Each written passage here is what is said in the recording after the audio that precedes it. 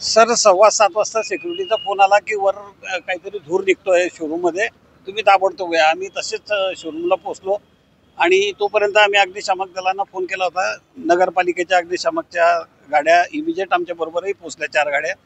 आणि इथे आल्यानंतर आग वरती सोलर पॅनल पासून सुरुवात झाली. मी जेव्हा आलो तेव्हा बघितलं तर वरती सोलर पॅनलला आग लागलेली होती, पण ती इतक्या भयानक होती की ती हळूहळू मध्ये शिरली आणि खालच्या 3ऱ्या माळ्याला पण ती आग लागली. आणि ऍक्च्युअल त्या 3ऱ्या माळ्यामध्ये माझं पूर्ण अकाउंट डिपार्टमेंट होतं, त्याच्यामुळे कागदपत्र वगैरे सगळे जवळजवळ 8 ते 10 वर्षाचे रेकॉर्ड आमचे सगळे कागदपत्र तिथे भरलेले होते. त्याच्यामुळे ती आग लवकर फैलली आणि पूर्ण लाकडाचं फर्निचर असल्यामुळे लवकरच ती आग वाढत गेली.